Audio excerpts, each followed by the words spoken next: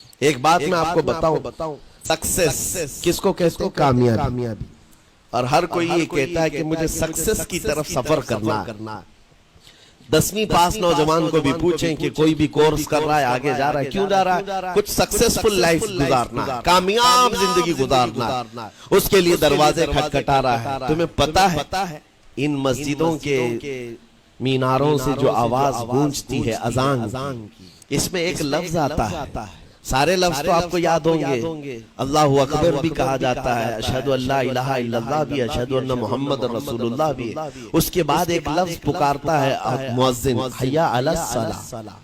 حی علی الصلاۃ کا مطلب ہوتا ہے آؤ نماز کی طرف، آؤ نماز کی طرف۔ اس کے بعد ایک اور لفظ پکارتا ہے حی علی الفلاح، جس کا معنی معلوم ہے آپ کو؟ مؤذن یہ کہتا ہے آؤ کامیابی کی طرف، آؤ کامیابی کی طرف۔ ٹوٹل یہ دن میں 10 بار مؤذن پکارتا ہے، فجر میں 2 بار، ظہر میں 2 بار، عصر میں 2 بار، مغرب میں 2 بار، عشاء میں 2 بار۔ کتنی مرتبہ پکارا؟ 10 بار پکارا تمہیں، آؤ کامیابی کی طرف۔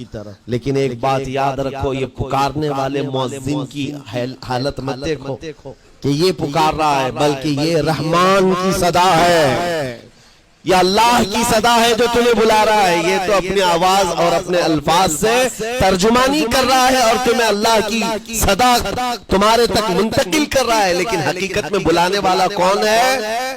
اللہ ہے۔ مسجدوں میں بلانے والا کون ہے؟ اللہ ہے۔ اللہ کی صدا پر آپ آ رہے ہو۔ اب سوچو، جو رحمان تمہیں 10 مرتبہ دن میں یہ بات پہنچا رہا، آؤ کامیابی کی طرف، آؤ کامیابی کی طرف، تم اس چیز کو چھوڑ کر کے کامیابی ان لوگوں کے سامنے ڈھونڈنے نکلے جن کو پیشاب کرنے کا سلیقہ نہیں معلوم، جن کو کھانے پینے کے طور طریقے نہیں معلوم۔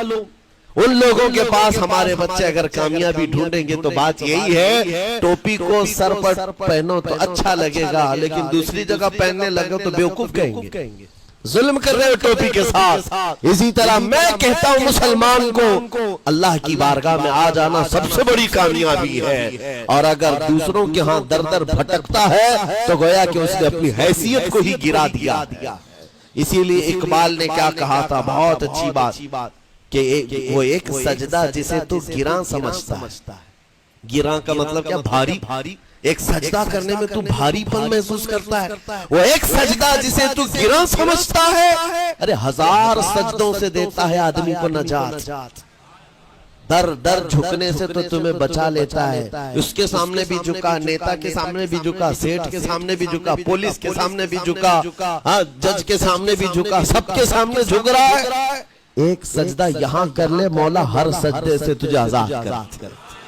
یہاں جھکنے والا پھر کہیں اور نہیں جھکتا۔